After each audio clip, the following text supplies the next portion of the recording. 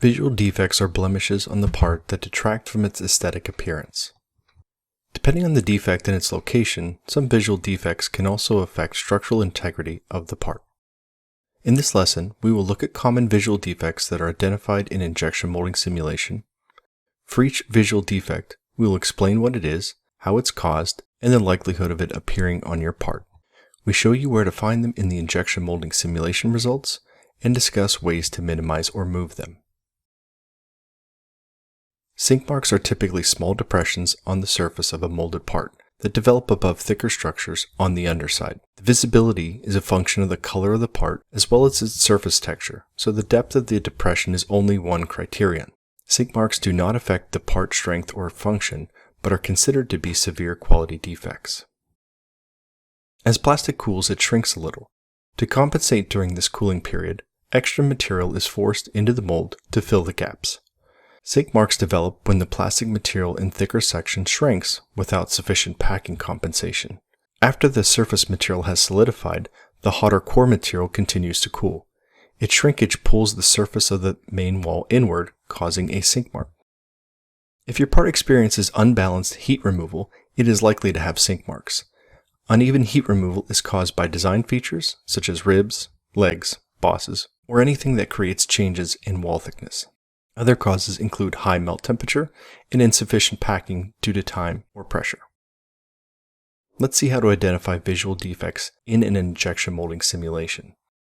With injection molding simulation, the visual defects guided results show you the location of both sink marks and weld lines superimposed on the same model outline. If you have defined aesthetic faces, the guided results show which of the aesthetic faces are impacted by these visual defects. Let's turn off the weld line result and focus first on the sink marks. As you can see, when sink marks develop, they appear above thicker structures such as ribs and bosses. The thicker an underlying structure, the deeper the sink mark is likely to be. You can move the tolerance slider to show how the sink marks compare with your part's tolerance specifications. To see how the sink marks might appear on the surface of the part, switch to the sink marks visualization result. Use the magnification tool to exaggerate the marks to see them more clearly, and the surface finish tool to see how they might appear with different surface finishes. What can you do about these visual defects? The guided results provide suggestions for how to reduce the appearance of sink marks and weld lines. The first suggestion is to edit the model. In injection molding, a good rule of thumb is to keep part thicknesses as thin and uniform as possible to reduce surface defects. You can edit the simulation model to see the effect of various design changes without affecting the original model design. Another option is to relocate the gate to or near a thicker section. This allows more material to be packed into the thicker sections before thinner sections freeze and prevent further flow. Or you could decrease the melt temperature. This reduces the volumetric shrinkage experienced by the plastic melt as it cools, since it doesn't have to cool and shrink so much before it freezes. Weld lines are both a weakness and a visible flaw that are often unavoidable. They can make the part visually unacceptable and also cause structural problems depending on where they occur on the part. Sometimes the best you can do with weld lines is to move them. Weld lines are caused by a flow front that splits and comes together around a hole or other feature, or if the part has multiple gates.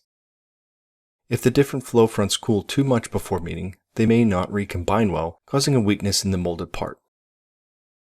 A line, notch, and/or color change can also appear. If there are multiple flow paths for the plastic to fill the mold, your part is likely to have weld lines. There are several causes of multiple flow paths, including multiple injection locations, design features that split the flow, and variable wall thicknesses that cause the flow front speed to change. Let's turn off the sink mark results and look instead at the weld line result. You'll notice there are a great many potential weld lines, and they appear around holes and/or around structures like ribs and bosses. While weld lines are unavoidable, you can try to improve the quality or strength of the weld line and move it to where it will have less of an impact. The guided results suggest moving the injection location or editing the model to move the location of weld lines. This weld line result shows the different weld line pattern resulting from changing the injection location. Another option is to improve the quality of the weld line by increasing the melt temperature or increasing the injection speed, so they recombine better when they meet. This weld line results show there are fewer weld lines when the melt is injected faster.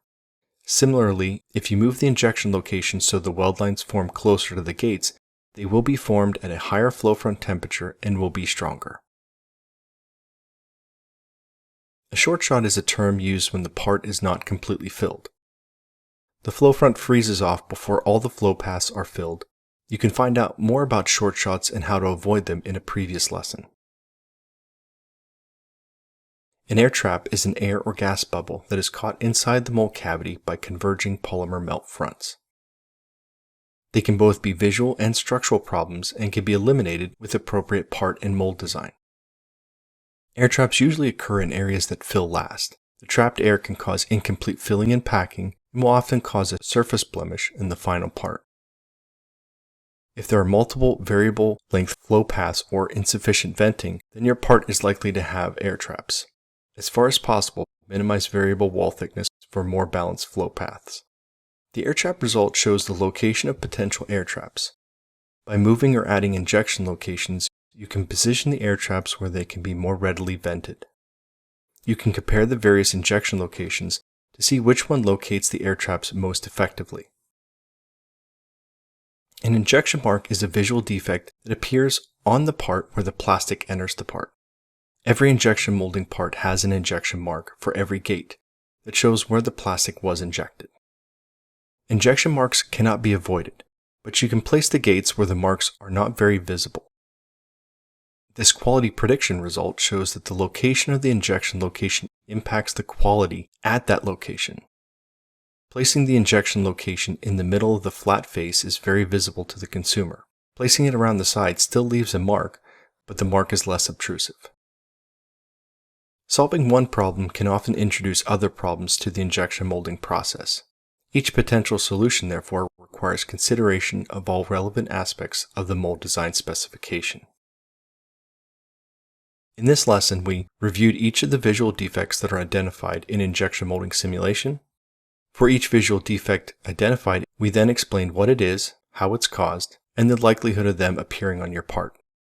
We showed you where to find them in the injection molding simulation results and discussed ways to minimize or move them.